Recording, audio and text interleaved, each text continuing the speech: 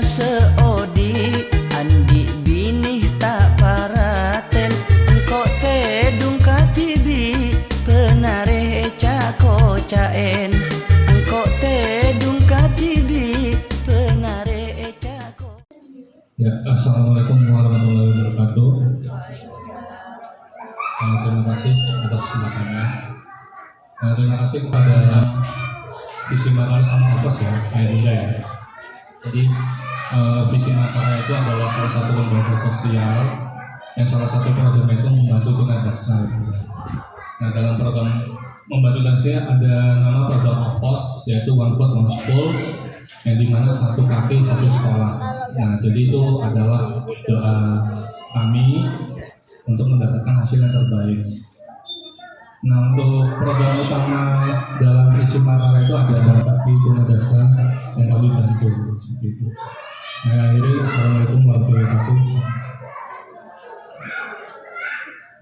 Hadirin sekalian yang dirahmati Allah, tiba saat kita pada penyampaian materi oleh Bunda Yunita. Beliau ini sungguh memiliki pengalaman yang luar biasa dalam pendidikannya, latar belakang pendidikannya, pengalaman dalam organisasinya, dan juga dalam pekerjaannya. Monggo Bunda, waktu saya serahkan. Pertama-tama puji syukur kepada Allah Subhanahu wa Ta'ala yang pada hari ini atas rahmat, karunia, dan hidayahnya Allah masih memperkenankan kita untuk bertatap muka, bersilaturahmi, dan luar biasa sekali saya melihat antusias dari ayah bunda wali murid ya, wali murid KBTK Aktif yang merupakan pendidik utama dan pertama bagi putra-putrinya. Alhamdulillah hari ini Allah meringankan langkah ayah bunda dan informasinya ada sekitar 160 orang tua wali murid ya, dan hanya sebagian yang masih yang hadir, nanti semoga nantinya akan menyusul. Dan tentunya ayah bunda yang hadir atau tamu pada hari ini adalah orang tua terpilih ya, karena dimudahkan kakinya, dimudahkan langkahnya untuk tiba di sekolah. Tak lain tak bukan kita ingin belajar bersama. Nah, waktu kita juga tidak panjang, tidak sampai sore atau sampai malam ya Bunda. Ya, dan semoga beberapa jam nanti bisa bermanfaat dan tentunya bisa kita ambil ibrah atau pelajaran dari kegiatan pada hari ini. Ayah bunda semuanya, apa kabarnya hari ini? Alhamdulillah, semangat sekali. Sudah sarapan nak? Alhamdulillah, belum yang kedua nak. Ya, dan saya sangat senang sekali hari ini bisa ada di tengah-tengah ayah dan bunda semuanya. Dan ini pertama kalinya saya hadir di sini ya. Alhamdulillah gak nyasar ya bun ya. Dan luar biasa sekali pada kegiatan hari ini, kegiatan parenting yang merupakan sebenarnya kegiatan rutin ya, kegiatan rutin dari KBTK Aktif. Benar sekali, kegiatan parenting ini memang luar biasa efek atau dampaknya, di mana dalam kegiatan parenting ini harapannya ada sebuah sinergi antara orang tua dan sekolah. Nah, biasanya ayah bunda, saya izin maju ke depan sana ya, biar lebih bisa menatap ayah bunda semua. Mohon izin ya Pak J.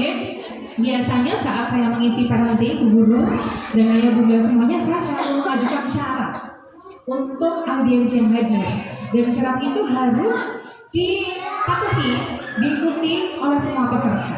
Nah, syaratnya apa kira-kira?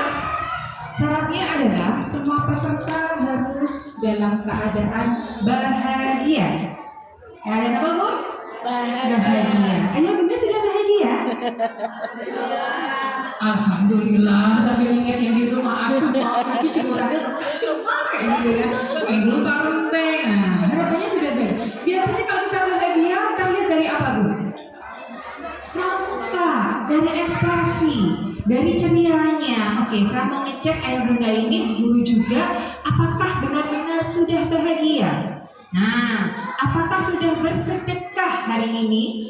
Sedekah yang paling indah, paling murah adalah senyum. Oke, silakan diangkat telunjuknya di depan Bun. Seperti ini angka pinter. Setunggal, satu, bosok. Nomornya apa? Siji. Nah, sekarang dipandangi telunjuknya. Dilihat ya, telunjuk sendiri, jangan telunjuk yang lain. Terus ucap Cici gitu Bun. Nah, bareng-bareng Bun. Wah, saking antusiasnya ya. 1, 2, 3. Sudah pergi semua? Sudah. Nah, sudah tersenyum dengan sendiri dengan telunjuknya. Nah, sekarang kita akan tambah bersedekah lagi. Senyumnya akan dibagi untuk kanan dan kirinya. Telunjuknya boleh digeser nanti ke kanan dan ke kiri sambil bilang Cici gitu ya. Oke, siap ya? 1, 2, 3. Cici. Jadi ketika kita dalam keadaan bahagia, bagian otak kita di belakang ini terbuka. Jadi apapun yang nantinya akan diterima ketika anak-anak mendapatkan materi belajar atau mungkin diajak berkeliling dengan bunda, dengan tema-tema yang ada, ketika mereka bahagia itu akan nangkep ke long term memory mereka. Begitu dengan ayah bunda hari ini, kita awali dengan bahagia. Saya berharap materi yang nantinya 1 jam atau mungkin sekitar 2 jam nanti disampaikan itu enggak masuk telinga kiri keluar telinga kanan, begitu ya. Jadi masuk lebih lama, berkesan, dan insya Allah akan diingat karena ayah bunda semua sudah dalam keadaan bahagia. Oke, itu bahagia yang pertama. Yang kedua, saya juga akan mengajak ayah bunda untuk lebih bahagia lagi. Kita mau tepuk bahagia sudah bisa. Oke, bahagia. Bahagia, iya, bahagia ya. Nah, alhamdulillah. Hari ini bisa bersama ayah bunda semuanya. Dan kenapa di sini saya tuliskan orang tua hebat KBTK aktif pendidik utama dan pertama. Bapak ibu guru ya, nggak ada bapak guru ya. Ibu guru di sini adalah pendidik saat di sekolah. Tapi sejatinya ibu guru di sekolah ini mereka hanya membantu ayah dan bunda semuanya. Karena ketika anak-anak kita lahir, ketika anak-anak kita belum sekolah, mereka sudah mendapatkan banyak sekali informasi, mereka sudah banyak mendapatkan pengetahuan, keterampilan, ya, itu dari orang tua. Jadi ayah bunda di sini adalah para pendidik utama dan pertama bagi putra putrinya. Karena sejatinya bukan orang tua yang membantu guru-guru di sekolah, tapi guru-guru di sekolah inilah yang membantu orang tua. Ini beberapa tahun saja ya di KBTK ada dialog sekitar 2 tahun, 3 tahun. Kalau nantinya mereka di KBTK ini hanya sedikit mewarnai dalam perjalanan pendidikan mereka, perjalanan hidup mereka. Selanjutnya ketika Ananda nantinya lulus dari KBTK, tentunya akan dilanjutkan lagi oleh para orang tua dan dibantu oleh guru-guru yang lainnya. Nah, ya, tak kenal maka tak saya. Iya, tak diundang. Nanti kalau nggak kenal saya undang kalau mantu. Mungkin semuanya sudah mengenal Bunda Panti ya, tapi baru pertama kali bertemu seperti itu. Yeah. Dan saat ini saya telah berkecimpung di dunia PAUD sekitar 17 tahun. Dan tentunya ketemu dengan anak-anak seperti itu menjadi rutinitas kegiatan setiap harinya ya. Anak-anak kita tentunya luar biasa ya ayah bunda. Ayah bunda di sini adalah orang tua terpilih.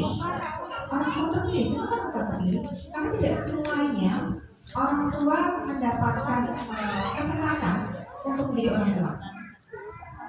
Jadi ketika Allah mengamanahkan putra putri kita kemudian pada ayah bunda, tentunya ayah bunda ini adalah sangat pilih ya, yang dianggap mampu, dianggap bisa untuk mendampingi mereka saat mereka kecil hingga besar nanti. Nah, dalam prosesnya mungkin kita ketemu dengan anak-anak yang reguler atau mungkin tumbuh kembangnya tidak ada masalah. Tapi kita pernah melihat ada anak-anak istimewa ya di KBTK itu mungkin ada nggak ya anak istimewa? Iya, ya. Karena kita melihat anak-anak istimewa dan mereka diciptakan oleh apa yang luar biasa. Dan ketika pun ayah bunda mendapatkan amanah dititipkan putra putrinya ini bukan satu kebetulan, karena kan memang kita ayah bunda ketika setelah menikah seperti itu doanya bagaimana? Ya Allah, bihabli minas sholihin, berikan anak yang soleh-solehah begitu ya, harapannya udah pokoknya ketika nanti saat ayah bunda saat bunda mengandung entah itu anak yang lahir laki-laki atau perempuan nggak masalah. dengan harapan nantinya ketika nanti mereka lahir mereka jadi anak yang cerdas, ceria gitu. Dan ketika saat ananda lahir, wah bagaimana luar biasa bahagianya ayah dan bunda. Tentunya dengan doa-doa yang dipanjatkan. Saya pada akhirnya ketika semakin bertambah tumbuh kembangnya, yang tadinya belum bisa jalan, ayo kode jalan, kok belum jalan-jalan, lihat kanan kiri kok udah pada lari semerintil, kamu kok belum jalan kode, ayo kode. Begitu putranya sudah semakin besar, semakin tumbuh, mulailah jalan, merangkak jalan, lari. Nah begitu lari semerintil, dek lari, dan orang itu diem, kok diem tuh dek. Nah, karena kita tuh sebagai orang tua tuh juga, iya, tadinya anaknya belum bisa jalan, berdoa jalan. Nah, jadi ketika anaknya semerintil aktif, suruh diem. Maunya orang tuanya gimana? Nah, anaknya bingung ya, iya. Nah, berkaitan dengan materi kita hari ini, karena kita juga tentang bagaimana mendidik putra-putri atau generasi yang berakhlak dan berprestasi. Siapa di sini yang bukannya ingin memiliki akhlak yang baik? Angkat tangannya, katakan saya. Saya, ya. Siapa di sini orang tua yang ingin putra-putrinya anaknya punya potensi, anaknya cerdas, tapi dari kepala sekolah tetap gak mau. Akhirnya ibu itu narik anaknya, oke, saya gak akan sekolahin anak saya di sini. Akhirnya ibu ini memutuskan untuk homeschooling. Jadi dia bertekad bahwa akan menunjukkan bahwa anaknya ini punya potensi. Kemudian anaknya ini di sekolahin sendiri, dia disimulasi, dia ajak anaknya ini banyak jalan-jalan, rasa ingin tahunya, kemudian difasilitasi dengan banyak mengunjungi perpustakaan, dia ajak untuk membuka banyak buku, dan ternyata rasa ingin tahu anak ini cukup tinggi. Sampai akhirnya ibunya melihat bahwa anak ini punya kecenderungan suka di sains. Nah, seiring waktu ibunya mengetahui potensi dari anaknya, terus disimulasi. Dan kemudian tahukah dia siapa anak ini ketika dia besar nanti? Ketertarikannya pada dunia sains dengan harapan dan doa dari ibunya bahwa suatu saat nanti dia akan menjadi tokoh terkenal dan jadi seorang yang terjawab. Dia adalah Thomas Alva Edison, seorang penemu bola lampu.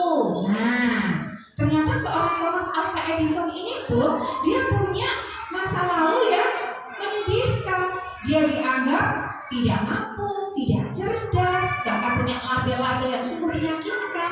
Tapi dari ibunya, dia terus mensimulasi, dia yakin anaknya punya potensi, terus disimulasi dengan cara ibunya, dengan anaknya difasilitasi untuk rasa ingin tahunya ini. Ya, ini kisah kita yang pertama. Kemudian kisah yang kedua adalah ada seorang anak Cina. Ini ada yang pernah dengar atau mendengar ceritanya ya. Seorang pria di Cina, biasanya kita seorang anak ini, namanya adalah Zhang, ya, Zhang Xingyang kalau tidak salah. Nah, dia usia 2 tahun sudah diketahui bahwa anak ini sangat cerdas, dia jenius. Ya. Ayah ibunya melihat bahwa anak ini sangat cerdas sekali. Kemudian ayah ibunya berharap pada dia bahwa dia akan menjadi anak yang membanggakan nanti orang tuanya. Jeniusnya dia terlihat di mana? Usia 10 tahun dia bisa menyelesaikan S1-nya. 10 tahun. Orang tuanya melihat bahwa anak ini punya potensi yang berusia banyak. Dan ketika seiring waktu, luar biasa sekali ya. Ada lain kemudian berpendapat atau cukup ayah saja ya. Luar biasa sekali dia yang mengatakan bahwa bisa jadi orang tua memberikan tekanan sehingga anak terlalu terbebani. Betul sekali. Tekanan-tekanan itu terkadang tidak disadari dan ada yang disadari. Ya, ya. Jadi ini ayah bunda. Apa sih yang terjadi dengan kisah-kisah itu?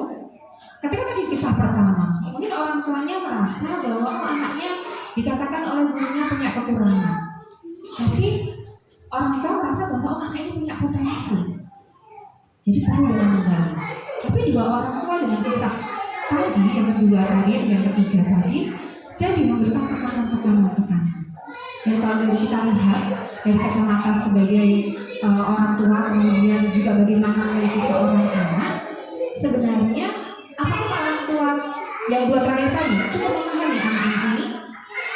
Tidak. Sementara yang pertama tadi Ibunya Thomas Alva Edison sangat memahami ya. Nah, sebenarnya antara memahami atau difahami, mana yang berlaku nih dari orang tua? Orang tua itu memahami atau difahami? Memahami. Kalau anak memahami atau difahami? Difahami. Tapi berapa sering kita bilang ke anak-anak kita, ayo kamu dong ngertiin mama, mama lagi masak sih. Jangan gangguin mama. Kamu tuh loh gak bisa cepet dikit gitu loh, nanti kita terlambat. Betapa sering kita minta anak kita untuk memahami. Dek, jangan ganggu ya. Mamanya nih loh lagi cekan. Ayah bilang, Dek jangan ganggu ya, kerjaan ayah banyak. Ya, benar anak kita dipahami. Apa kita yang ingin dipahami ayah bunda? Ya, dari kisah ini tentunya kita merefleksi diri. Karena sebenarnya mana yang pernah jadi anak-anak atau mana yang pernah jadi orang tua? Orang tua pernah jadi anak? Pernah. Anak pernah jadi orang tua? Oh ya, kita pernah jadi anak. Kita pernah merasakan menjadi anak-anak kita. Jadi pernah sekali bagaimana orang tua memahami anak kita, kebutuhannya apa, maunya apa. Tapi seberapa sering sih kita memberikan? Oke lah, mungkin kita sebagai orang tua berharap bahwa anak-anak kita nantinya ketika di sekolah bisa bermain dengan teman, mendengarkan guru, bisa fokus, bisa mengikuti, nanti dia bahagia, dia kalau misalnya udah ke SD ya bisa menerima pelajaran, nilainya bagus. Seberapa sering harapan-harapan itu kita lontarkan pada anak? Berharap boleh, tapi kita tolong harapan-harapan itu apakah diiringi atau diselingi, dimasuki, disusupi dengan ego kita sebagai orang tua? Yuk, ayah bunda juga untuk merefleksi. Apa benar itu harapan-harapan yang dari orang tua kemudian disesuaikan dengan kebutuhan anak, atau kita sebagai orang tua sendiri ego yang kita dulukan? Terkadang kita mungkin merasa, aduh ben aku sekolah orang iso ranking siji, saiki anak aku kudu ranking siji. Misal seperti itu ya.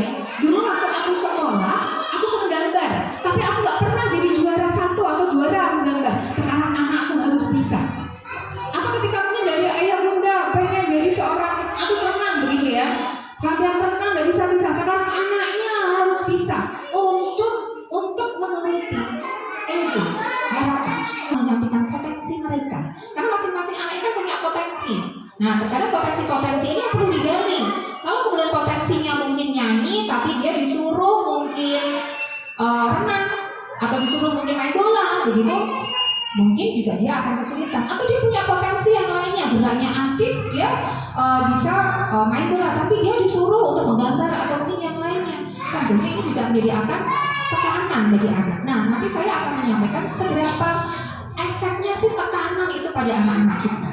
Nah, ketika kita mencoba untuk memahami anak-anak kita, ini Bu, terkadang kita itu memasukkan 12 gaya bahasa populer. Nih, secara nggak sadar, ada 12 gaya bahasa populer itu yang sering diterima oleh anak-anak kita, dan itu muncul dari keseharian. Ya, karena sebuah penelitian itu menunjukkan, menyampaikan bahwa setiap hari anak-anak itu menerima lebih banyak komentar negatif dibandingkan dengan komentar positif.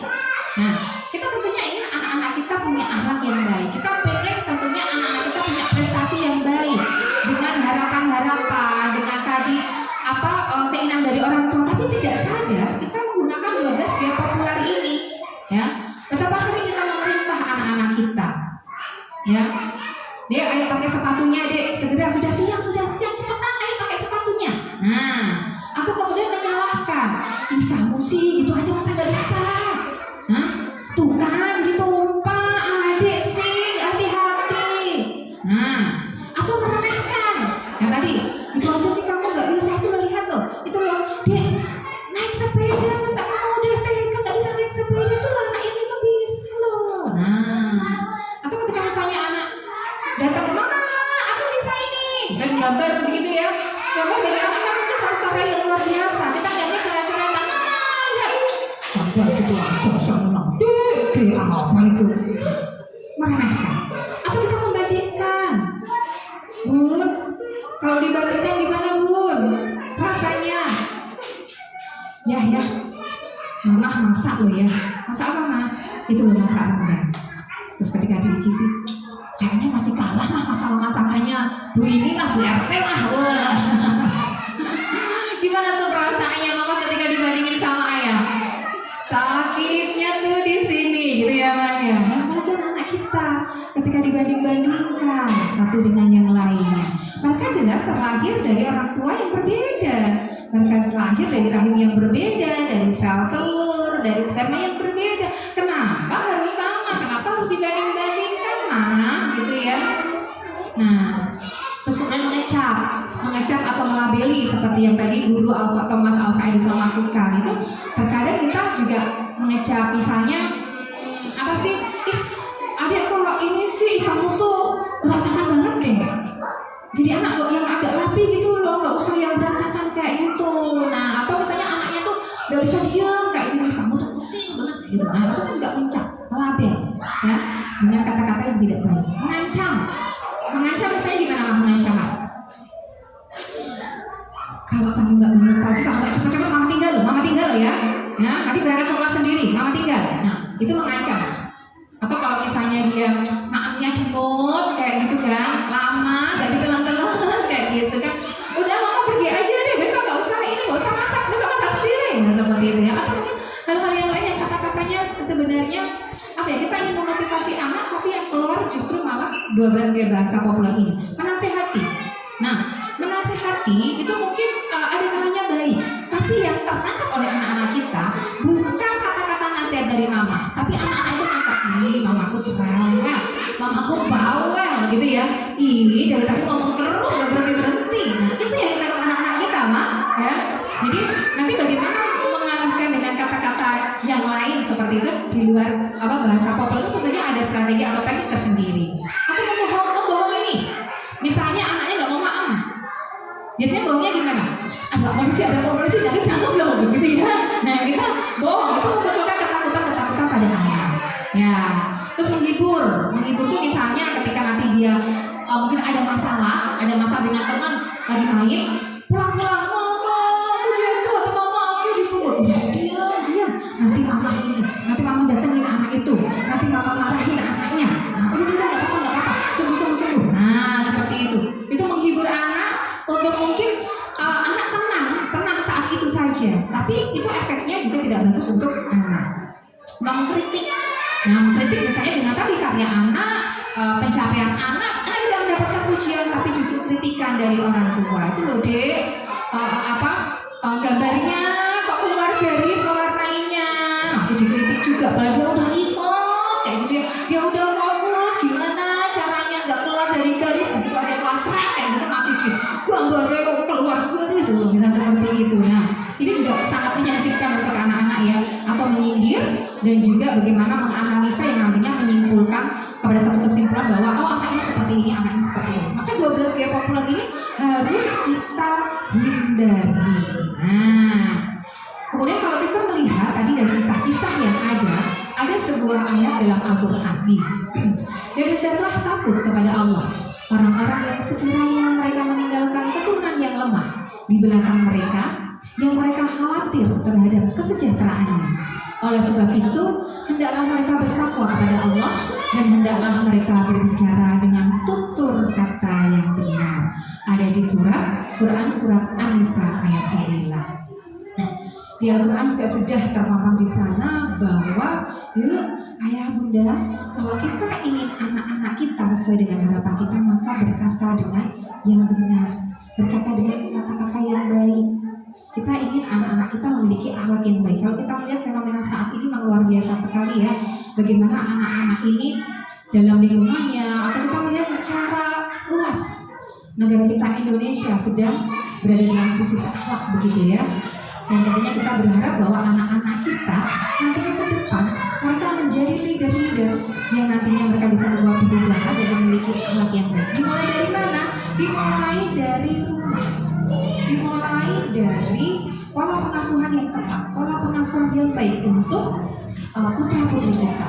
Dan tentunya ketika kita nanti sudah meninggalkan putra-putri kita, nggak ada yang menjamin ya ayah bunda ya, bahwa kita akan terus mendampingi anak-anak kita sampai mereka dewasa. Tidak ada yang menjamin. Dan ketika nantinya pun dipanggil sama Allah itu tidak urut antrian begitu ya, tidak urut antrian harus yang tua dulu, enggak. Tapi siapapun itu bisa saja dengan Allah SWT. Lalu apa yang akan kita tinggalkan pada anak-anak kita? Selain tentunya akhlak yang baik, dan tentunya bagaimana membuat anak kita bisa survive, mereka juga memiliki ketakwaan yang baik yang kita harapkan. Nah, ayah bunda yang berbahagia di dalam hati Allah Subhanahu Wa Taala.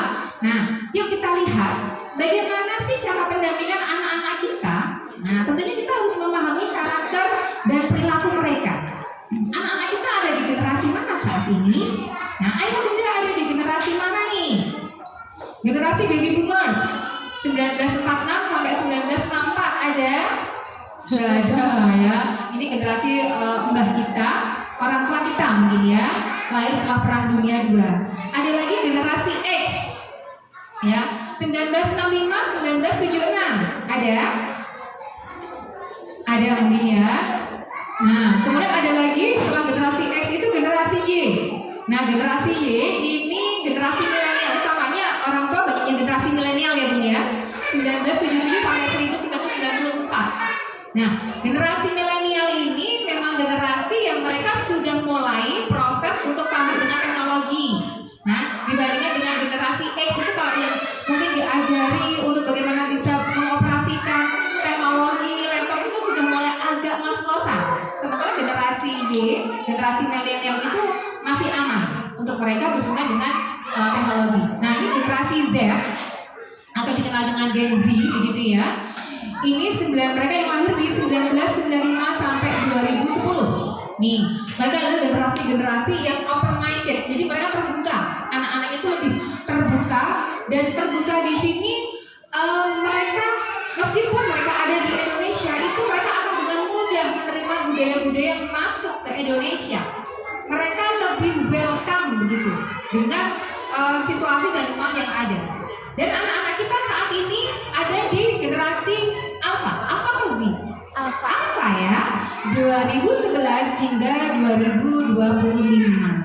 Nah, mereka disebut generasi abad 21 dan mereka adalah pemilik. Nah, pemilik dunia saat ini ya, karena mereka benar-benar terlahir dekat sekali dengan digital, dengan teknologi. Mereka adalah pemilik teknologi. Mungkin ada orang tua yang punya putra ada di Gen Z atau generasi Alpha, itu sedikit ada perbedaan. Tapi anak-anak kita yang saat ini ada di KBTK Atim, mereka terlahir sebagai generasi Alpha. Seperti apa sih generasi Alpha itu? Nah, gimana pun putra putrinya begitu lahir ceprot nangis, cekrik, foto selfie deh, ya gitu ya. Lahir aja udah langsung deket sama teknologi. Kita pegang HP usia berapa Bu? SMA. Masih ada yang ini dulu punya HP BlackBerry begitu ya? Atau sebelum BlackBerry ada Nokia, Samsung, Sony Ericsson atau yang lainnya. Mengalami itu Bu? Iya. Nah, anak-anak kita sekarang udah Android ya. Sekarang smartphone, sekarang apa Apple, apa itu luar biasa sekali. Bahkan ketika kita lihat anak-anak kita sekarang, kadang kita mikir, ini anak nggak ada yang ngajari, tapi kok bisa sendiri, gitu kan? Bahkan orang tuanya kan kalah. Dek, ini caranya gimana? Kayak ini caranya gimana untuk Gen Z sama generasi Alpha? Karena mereka tuh pemilik dunia saat ini. Kita tuh cuma numpang, ya. Jadi kalau kita baru tahu tentang teknologi setelah kita hidup beberapa tahun, baru kita kenal dengan teknologi, mereka itu lahir udah dekat dengan teknologi. Nah, ayah bunda, ketika generasi yang mana? Generasi X, generasi Y. Nah, ketika ayah bunda kecil, kemudian saat usia TK atau saat usia sekolah dengan anak-anak kita saat ini, sama atau berbeda situasinya? Berbeda jauh kayak gitu ya. Terus ketika apa yang sudah kita dapatkan di sekolah, kita terapin ke anak-anak kita sekarang, tepat atau tidak? Hah? Tepat atau tidak ya bunda? Tidak tepat ya, karena masing-masing generasi ini ada zamannya. Memang mungkin didikan dari orang tua kita, dari kita sendiri ke anak kita pasti ada yang baik, ada yang buruk ya. Dan tentunya dulu waktu kita masih kecil dididik oleh orang tua kita, kayaknya itu kan main itu kan ya, mau main sepedaan sampai ke sungai, sampai ke sawah seharian kayak gitu nggak dicari ya. Nah sekarang kalau kita kayak gitu ke anak-anak kita gimana Bu? Nggak dicari, gimana yang terjadi? Hilang dibawa lagi orang gitu ya. Nah ketika itu kita coba terapin, tentunya juga akan sangat berbeda. Atau dulu ketika kita masih zaman TK, zaman sekolah, kita mungkin duduk banyak dengan melihat papan tulis lama begitu ya, dengan mengajarkan anak membaca I, N ini, Bu, B, U, D, I, Bu, I, N ini, B, U, Bu, D, I, D, Budi. Ketika itu coba kita terapkan ke anak-anak kita, kira-kira bagaimana? Tepatkah? Iya.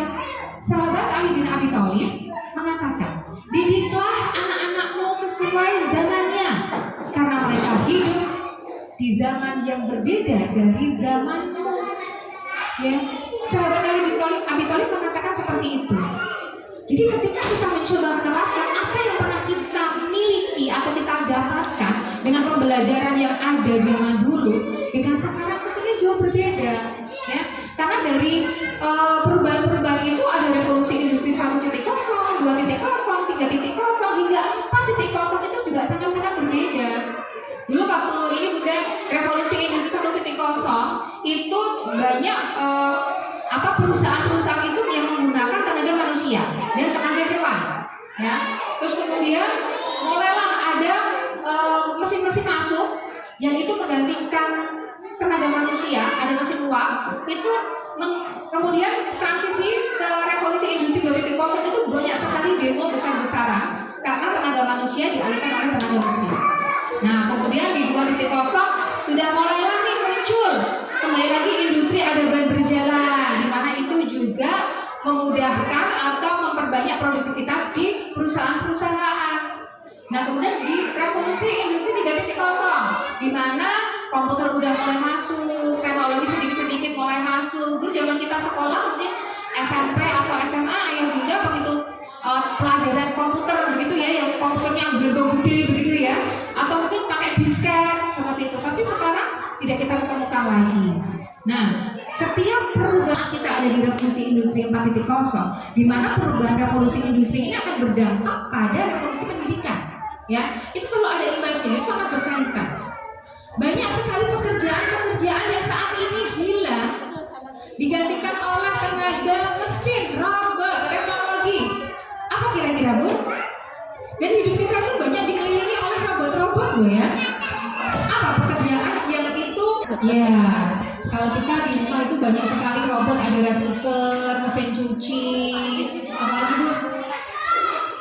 Banyak debu seperti itu ya. Nah untuk pekerjaan-pekerjaan yang banyak hilang sendiri, misalnya nih Bunda datang ke sebuah rumah sakit, kemudian di situ tiket ada yang jaga nggak Bun? Ya. Terus kalau misalnya pas di swalayan mau minum aja sekarang tinggal masukin koin, mungkin sudah keluar minumnya.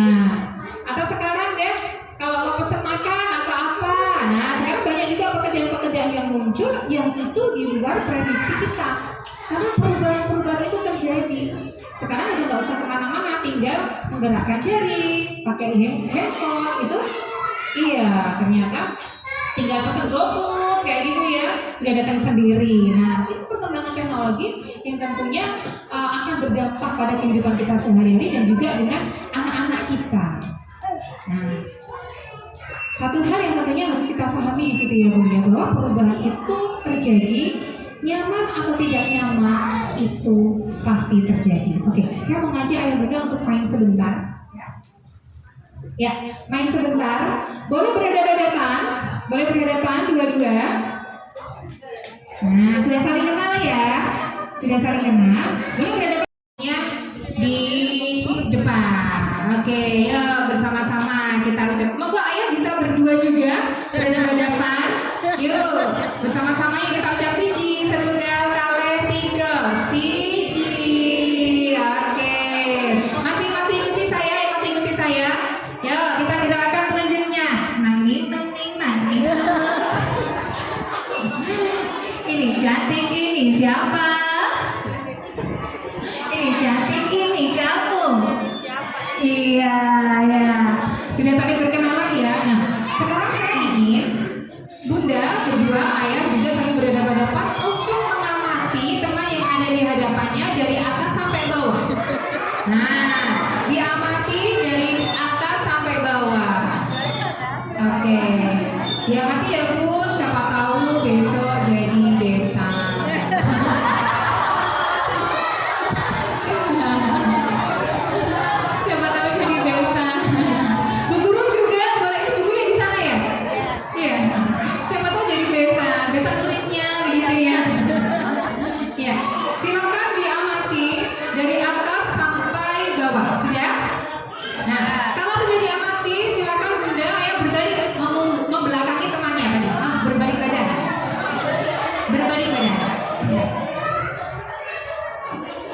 Iya, berbalik badan.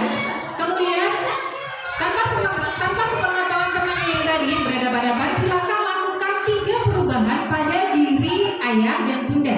Pada diri sendiri, lakukan 3 perubahan. Tapi teman yang tadi di belakangnya jangan dikasih tahu dulu. Lakukan 3 perubahan ya pada diri ayah dan bunda. Yo. 3 perubahan.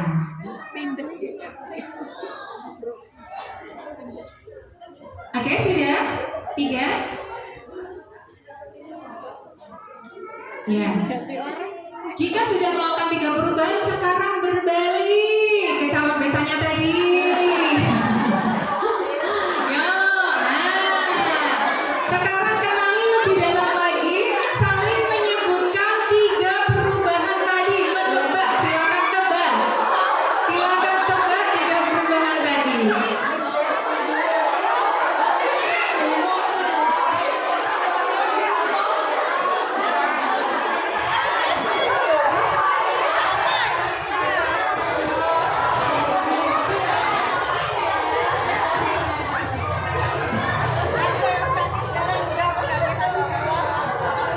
Ada yang bisa nebak 3-3-nya?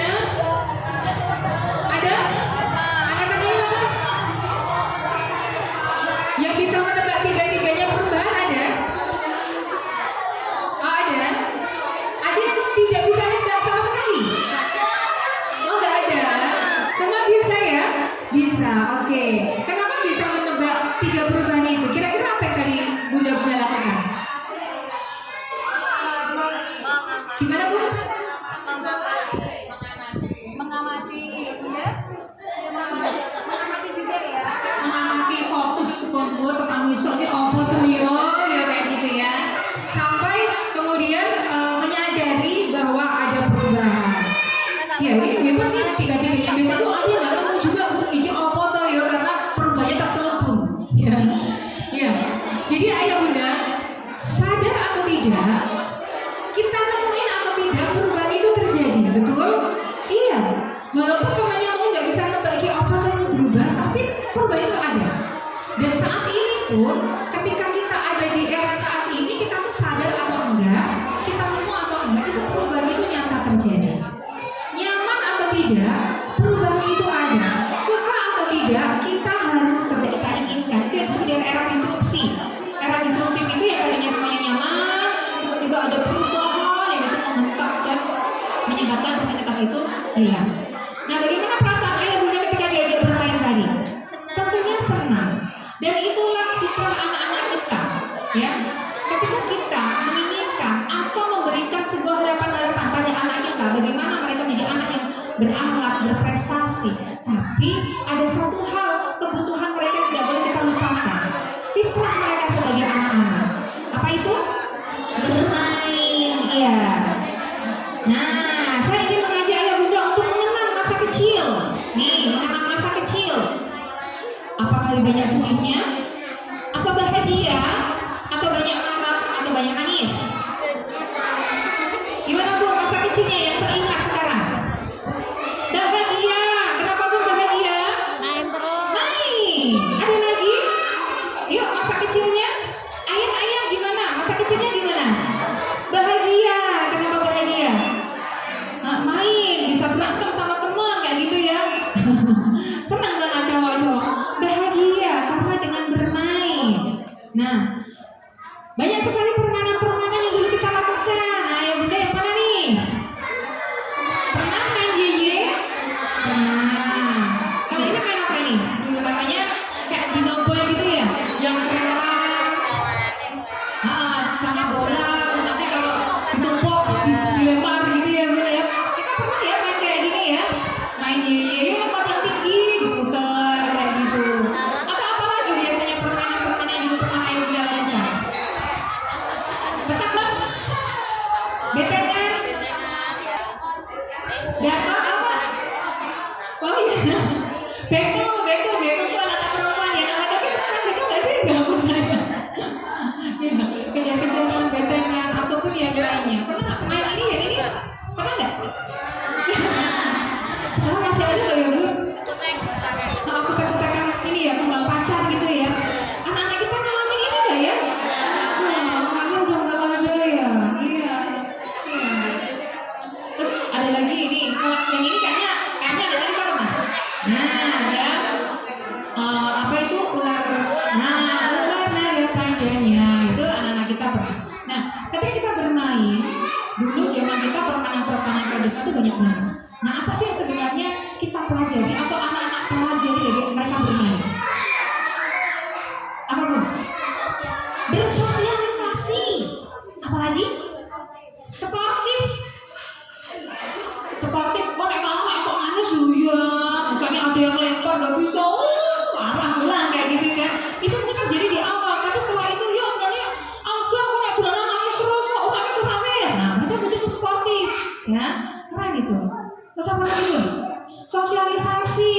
Misalnya ketemu dengan anak-anak dari gang lain kayak gitu ya, mereka main kayak gitu. Terus apa lagi Bu? Kerjasama. Betul, kerjasama. Gimana caranya ya, strateginya ya. Banyak sekali yang kita dapatkan ketika kita bermain. Kalau permainan-permainan dulu yang kita lakukan, dan semoga juga anak-anak kita mungkin ada kalanya ya digunakan dengan permainan-permainan tradisional. Mereka ini mensimulasi mereka untuk berpikir kritis, ya. Terus kemudian mereka juga gigih, gitu ya. Ketika mungkin saat main kelereng, nah, atau ketika mereka bermain yang lainnya, itu mereka jadi anaknya pantang menyerah, nah, gigih. Terus kemudian juga kolaborator tadi kerjasama, sosialisasi, ya. Kalau anaknya nggak boleh dibolehin main ke rumah, bagaimana mereka bisa sosialisasi kerjasama? Nah, ketika anak bermain, mereka bertemu dengan temannya, rasa ingin tahunya tinggi, kayak siapa yang mau piye yo, kayak gitu ya misalnya ya. Atau ketika mereka main air ataupun main yang lainnya. Dan yang paling penting ini Bu, problem solver. Ketika anak ketemu bermain, mereka ketemu masalah, itu kan mereka kan kadang ngambek sama teman, masalah sama teman, tapi setelah itu mereka baikan lagi ya. Nah, mereka sedang mencari solusi. Mereka menjadi problem solver dari masalah itu. Ya, kudunya kalau nenek, wah itu gini. Mereka berdiskusi sendiri, komunikator. Ya, dari bermain itu banyak sekali yang anak-anak dapat. Tapi kalau kemudian anak terambil masa bermainnya, apa yang akan mereka dapatkan? Ya? Jadi fitrah anak bermain, maka cukup kebutuhan bermain itu, karena dalam bermain itu banyak sekali. Bermain itu banyak macamnya. Bermain yang terstruktur, tidak terstruktur, bermain yang sendiri, solitary, atau bermain dengan teman, itu banyak sekali macamnya. Nah, ketika anak-anak di sekolah, maka ketika ayah bunda menitipkan, biarkan mereka bermain dengan bapak ibu gurunya. Jangan sampai ketika datang ke sekolah, pulang ditanya, Dek, tadi belajar apa? Aku nggak belajar, Oma main, Oma. Kok main terus tadi lah belajar tuh? Tadi nulis apa? Tadi gambar apa? Nah, lalu mereka bermain. Dengan bermain itu, tanpa mereka sadari, mereka belajar. Belajar apa? Belajar banyak hal. Ini yang satu saja sedikit saja. Masih banyak hal yang mereka dapat. Termasuk juga bagaimana penanaman akhlak itu juga berdapat dengan bermain. Bagaimana membuat anak sportif untuk mencapai tujuan, bahkan dengan bermain. Ya lomba, kita lomba ambil bola nanti masukin ke keranjang. Wah, itu bagaimana memotivasi mereka untuk bagaimana bisa berprestasi menjadi yang terdepan. Nah, saya mau ajak ya Bunda untuk gerak-gerak juga, karena anak-anak itu paling senang gerak ya Bunda ya. Monggo silakan, boleh berdiri ayah Bunda. Silakan ayah Bunda, biar bergerak juga nih. Kalau ayah bundanya gesit, nanti anaknya ikut gesit ya. Ya. Oke. Sudah siap ya?